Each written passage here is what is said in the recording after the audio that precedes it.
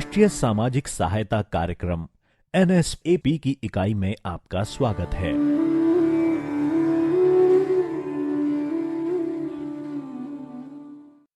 शिक्षण उद्देश्य।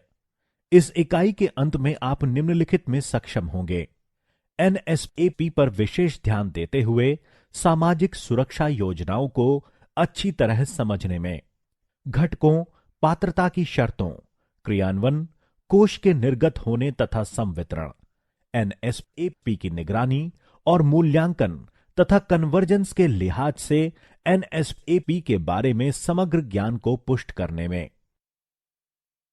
अनुच्छेद 41 कहते हैं, भारत के संविधान का अनुच्छेद 41 राज्य को यह निर्देश देता है कि वह अपने नागरिकों को बेरोजगारी, वृद्धावस्था, रुग्णता तथा अक्षमता की स्थिति में जन सहायता उपलब्ध कराए। राष्ट्रीय सामाजिक सहायता कार्यक्रम एनएसएपी ग्रामीण विकास मंत्रालय द्वारा चलाया जाने वाला एक कल्याण कार्यक्रम है। यह कार्यक्रम ग्रामीण और शहरी दोनों क्षेत्रों में चलाया जा रहा है। एनएसएपी भारत के संविधान में निहित राज्य की नीति निर्देशक नीति के क्रियान्वयन की दिशा में एक महत्वपूर्ण कदम को दर्शाता है, जो राज्य को अपनी क्षमता अनुसार अनेक कल्याण उपायों को लागू करने का निर्देश देती है। विशेष रूप से भारत के संविधान का अनुच्छेद 41 राज्य को यह निर्देश देता है कि वह अपनी आर्थिक क्षमता और विकास के सीमा में अपने नागरिकों की बेरोजगारी, वृद्धावस्था, रुग्णता, अक्षमता तथा अन्य स्थितियों में जन सहायता उपलब्ध कराए। यह कार्यक्रम पहली बार 15 अगस्त 1995 को एक केंद्र प्रायोजित योजना के तहत शुरू किया गया, जिसमें राष्ट्रीय वृद्धावस्था पेंशन योजना एनओएपीएस, राष्ट्रीय परिवार लाभ योजना एनएफबीएस तथा राष्ट्रीय मातृत्व लाभ योजना एनएमबीएस शामिल हैं। अभी वर्तमान में एनएसएपी में उसके घटक के रूप में 5 उप कार्यक्रम शामिल हैं: इंदिरा गांधी राष्ट्रीय वृद्धावस्था पेंशन योजना आईजीएनओएपीएस, इंदिरा गांधी राष्ट्रीय विधवा पेंशन योजना आईजीएनडब्ल्यूपीएस, इंदिरा गांधी राष्ट्रीय विकलांगता पेंशन योजना आईजीएनडीपीएस, राष्ट्रीय परिवार लाभ योजना एनएफबीएस, अन्नपूर्णा योजना। पात्रता की शर्तें और सहायता का पैमाना। एनएसएपी की उप योजनाओं के तहत सहायता ऐसे लोगों के लिए अनुप्रयोज्य है जो गरीबी रेखा के नीचे बीपीएल श्रेणी से आते हैं। एनएसएपी की उप योजनाओं के तहत अन्य पात्रता की शर्तें और सहायता का पैमाना इस प्रकार है: इंदिरा गांधी राष्ट्रीय वृद्धावस्था पेंशन योजना आईजीएनओएपीएस, आईजीएनओएपीएस की पात्रता आयु 60 वर्ष है।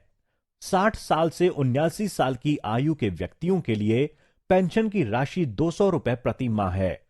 80 साल से अधिक आयु के व्यक्ति के लिए पेंशन राशि 500 रुपए प्रति माह है। इंदिरा गांधी राष्ट्रीय विधवा पेंशन योजना आईजीएनडब्ल्यूपीएस, 40 से 59 साल आयु की बीपीएल विधवाएं 300 रुपए प्रति माह पेंशन पाने की हकदार हैं। इंदिरा गांधी राष्ट्रीय विकलांगता पेंशन योजना आईजीएनडीपीएस, 18 से 59 साल आयु के बीपीएल व्यक्ति जो गंभीर एवं अनेक अक्षमताओं से पीड़ित हैं 300 रुपए प्रति माह पेंशन पाने के हकदार होते हैं। राष्ट्रीय परिवार लाभ योजना एनएफबीएस, इस योजना के तहत बीपीएल परिवार को अपने मुख्य कमाने वाले सदस्य की मृत्यु पर, जिसकी आयु 18 से 64 साल के बीच रही हो, एक मुश्त राशि प्रदान की जाएगी। सहायता राशि रुपए 20,000 है। अन्नपूर्णा, इस योजना के तहत उन वरिष्ठ नागरिकों को प्रति माह 10 किलोग्राम खाद्यान्न निःशुल्क पाने का अधिकार है, जो पात्रता होते हुए भी एनओएपीएस में शामिल नहीं है। जागरूकता निर्माण। एनएसएपी की योजनाओं के लक्ष्य प्राप्त करने के तहत एक प्रमुख काम है पात्रता, सहायता का पैमाना और लाभ प्राप्त करने के लिए अपनाई जाने वाली प्रक्रिया के बारे में लोगों में जागरूकता पैदा करना। लोगों को जागरूक करने में जिला, ब्लॉक या अंतर्वर्ती तथा ग्राम पंचायत स्तर पर एवं शहरी स्थानीय प्रशासनिक निकायों द्वारा महत्वपूर्ण भूमिका निभाई जानी चाहिए। गरीबों के स्वयं सहायता समूहों एसएचजी की भूमिका भी महत्वपूर्ण होती है। एनएसएपी की योजनाओं के तहत पात्रता तथा उसके दावे की प्रक्रिया के बारे में राज्यों को पोस्टर, ब्रोशर, मीडिया तथा अन्य माध्यमों से व्यापक एवं सतत प्रचार करना चाहिए। कोष का विमोचन और संवितरण। राष्ट्रीय सामाजिक सहायता कार्यक्रम एनएसएपी योजना के कोष राज्य सरकार के समेकित कोष में निर्गत किया जाएगा। कोष निर्गत निम्नानुसार होगा।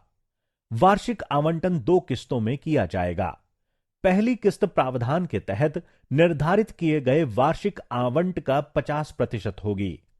दूसरी किस्त की राशि वह राशि होगी जो वार्षिक आवंटन की राशि में से पहली किस्त की राशि को घटाकर प्राप्त की जाएगी। पेंशन का वितरण। पेंशन के वितरण के लिए मार्गदर्शक सिद्धांत लाभार्थी की सुविधा और पसंद होना चाहिए। भुगतान के संभावित तरीके bank, post office account, money order और कैश संवितरण हैं। डाक मनी ऑर्डर पेंशन के दरवाजे की डिलीवरी सुनिश्चित करता है और इसका इस्तेमाल किया जा सकता है जहां लाभार्थियों ने उस मोड को पसंद किया था। हालांकि बचत को प्रोत्साहित करने और वित्तीय समावेशन सुनिश्चित करने के लिए राज्यों को जानबूझकर बैंक या पोस्ट ऑफिस खातों में स्थानांतरित करने के लिए प्रोत्साहित करना चाहिए, जो आईटी के जरिए सक्षम होने पर समय पर वितरण होगा और वितरण में कोई रिसाव या देरी नहीं होगी। यदि भुगतान नकद में किया जाना है तो निम्नलिखित उपाय अपनाए जाएंगे। भुगतान सार्वजनिक क्षेत्रों में, ग्रामीण क्षेत्रों में, सभा और शहरी क्षेत्रों में वार्ड समितियों या क्षेत्र सभा जैसे वितरित किए जाएंगे। भुगतान हर महीने के एक विशिष्ट दिन पर किया जाना चाहिए जो व्यापक रूप से प्रचारित किया गया है। उपयुक्त पेंशन के नामित अधिकारी द्वारा पेंशन की राशि को लाभार्थियों को 100 रुपए नोटों के संदर्भ में वितरित किया जाएगा। विचार लाभार्थियों के उत्पीड़न को रोकने के लिए है। चरम मामलों में जहां लाभार्थी को भुगतान के निर्दिष्ट स्थान पर अपनी पेंशन प्राप्त करने में असमर्थ पाया जाता है, पेंशन की बकाया राशि का दरवाजा कदम वितरण 7 दिनों के भीतर सुनिश्चित किया जाएगा। विशेष रूप से गर्मियों और बरसात के मौसमों के दौरान लाभार्थियों की सुविधा के लिए वितरण के स्थानों पर आवश्यक व्यवस्था की जानी चाहिए। स्थानीय भाषा में उस विशेष ग्राम पंचायत या वार्ड के संबंध में लाभार्थियों की सूची वितरण के दिन सामान्य जनता की जानकारी के लिए वितरण के स्थान पर प्रदर्शित की जानी चाहिए। यदि आवश्यक हो तो पेंशन वितरण के स्थान पर और संबंधित पेंशन फंड के परिवहन के लिए पर्याप्त सुरक्षा व्यवस्था सुनिश्चित की जानी चाहिए। भुगतान की रसीद लाभार्थी से ले ली जाएगी और ग्राम पंचायत या नगर पालिका कार्यालय में रिकॉर्ड रखा जाएगा। ग्राम सभा या वार्ड कमेटी या क्षेत्र सभा की बैठकों में सभी सदस्यों की उपस्थिति में लाभार्थी का नाम घोषित किया जाना चाहिए। नकद भुगतान प्रक्रिया विशेष रूप से सामाजिक लेखा परीक्षा में सत्यापित की जानी चाहिए। प्रशासनिक व्यवस्था। जिला स्तर पर योजना के क्रियान्वयन की जिम्मेदारी जिला परिषद या उसके समकक्ष निकाय की होगी। स्थानीय स्तर पर ग्राम पंचायत या नगर पालिका द्वारा कार्यक्रमों का क्रियान्वयन किया जाएगा। यदि योजनाओं के क्रियान्वयन के लिहाज से ग्राम पंचायत का आकार छोटा पाया गया तो राज्य द्वारा यह कार्य अंतर्वर्ती पंचायत को सौंपा जाएगा। ऐसी स्थिति में ग्राम पंचायत को लाभार्थी के चयन तथा पर्यवेक्षण एवं निगरानी की स्पष्ट भूमिका सौंपी जानी चाहिए। जिला स्तर पर प्रशासनिक कार्य। एनएसएपी के दिशा निर्देशों तथा उसमें दी गई प्रक्रिया द्वारा एनएसएपी का दक्ष क्रियान्वयन। एनएसएपी की व्यापक प्रचार एवं लोगों में जागरूकता निर्माण। जिला स्तरीय समिति की नियमित बैठक आहूत करना, योजना के क्रियान्वयन पर निगरानी एवं संबंधित आंकड़े संचित करना तथा उसे तिमाही रूप से राज्य प्राधिकारों को उपलब्ध कराना, जहां से उसे आगे मंत्रालय को भेजा जाएगा। ग्राम पंचायत या अंतर्वर्ती पंचायत स्तर पर प्रशासनिक कार्य, लाभ प्राप्त करने के लिए अपनाई जाने वाली प्रक्रिया के संदर्भ में एनएसएपी के से संबंधित जानकारी का प्रसार करना। इस कार्य में स्वयंसेवी संगठन, एसएचजी, आशा कार्यकर्ताओं, आंगनवाड़ी कार्यकर्ताओं आदि को सक्रिय रूप से शामिल किया जा सकता है। ग्राम सभा या वार्ड स्तर की बैठकों में सावधिक समीक्षाएं, परिचर्चाएं आयोजित की जानी चाहिए। जहां एनयूएलएम या एनआरएलएम के एसएचजी अस्तित्व में हो, वहां उन्हें लाभार्थियों की पहचान के काम में सक्रिय रूप से शामिल होना चाहिए। ग्राम पंचायत को एनएसएपी की सभी योजनाओं के तहत लाभार्थियों की पहचान में सक्रिय भूमिका निभाना चाहिए। पहचान निम्नलिखित आधार पर की जा सकती है: अभ्यर्थी द्वारा आवेदन अथवा ग्राम पंचायत या नगर पालिका की इच्छा अथवा किसी अन्य सक्षम प्राधिकार की रिपोर्ट। सभी स्थितियों में आवेदन पत्र भरना होगा। यद्यपि लाभार्थी की आरक्षितता को ध्यान में रखते हुए लाभार्थी पर न्यूनतम भार देने का भरपूर ध्यान रखना चाहिए। स्वीकृति एवं संवितरण में निगरानी और आवश्यक फॉलोअप। ग्राम पंचायतों या नगर पालिकाओं को हर पेंशनर की मृत्यु की जानकारी संबंधित स्वीकृति प्राधिकारी को देना चाहिए या गलत पहचान के मामले की भी जानकारी उनमें संशोधन के उद्देश्य से तत्काल देनी चाहिए। योजना की निगरानी। एनएसएपी के तहत वार्षिक सत्यापन और सामाजिक लेखा परीक्षण की शुरुआत की गई है। सभी राज्यों को 30 जून तक वार्षिक सत्यापन तथा 30 सितंबर तक सामाजिक लेखा परीक्षण हर साल पूरा करना है। एनएसएपी के तहत योजनाओं की एक जांच सूची राष्ट्रीय स्तर ने निगरानीकर्ताओं एनएलएम को उनके क्षेत्र दौरे के दौरान उपलब्ध कराई जाती है। प्रत्येक एनएलएम को सलाह दी जाती है कि वह जिला, प्रखंड और ग्राम स्तर के कार्यकर्ताओं का दौरा करे और सरकारी कर्मचारियों, जनप्रतिनिधियों एवं लाभार्थियों से मिलकर एनएसएपी के तहत चलाई जाने वाली योजनाओं के क्रियान्वयन पर उनकी राय प्राप्त करें। संभागीय प्रमुख की प्रत्येक राज्य या यूटी के नोडल अधिकारियों के साथ दिल्ली में बैठक। निष्पादन समीक्षा समिति की एक तिमाही बैठक भी आयोजित की जाती है। शिकायत निवारण तंत्र। राज्य को ग्राम या इंटरमीडिएट पंचायत या जिला या नगर पालिका स्तर पर एक शिकायत निवारण प्रणाली की स्थापना करनी चाहिए और उचित वरिष्ठता के एक अधिकारी को निर्दिष्ट करना चाहिए जिसके लिए शिकायतों को संबोधित किया जा सकता है। शिकायतों से निपटने के लिए समय सीमा तय की जानी चाहिए। शिकायतकर्ता को एक रसीद दी जानी चाहिए जो कि निवारण के लिए समय सीमा का संकेत है।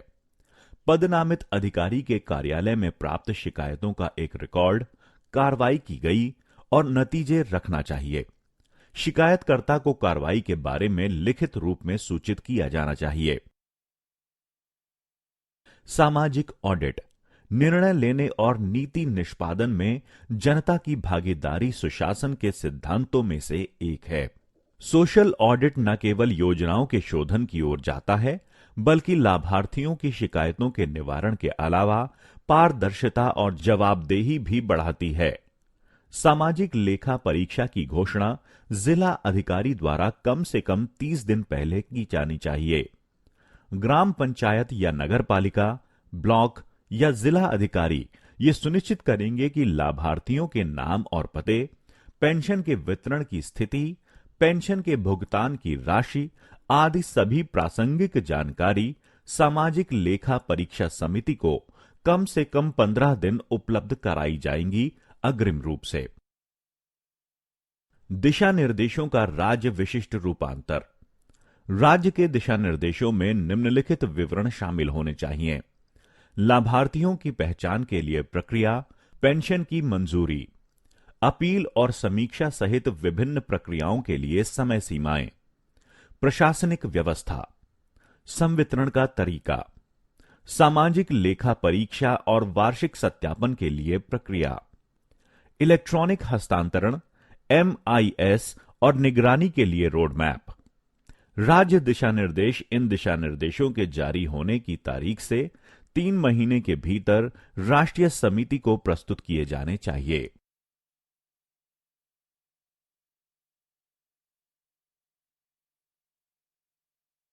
आइए इस इकाई को संक्षेप में दोहराते हैं।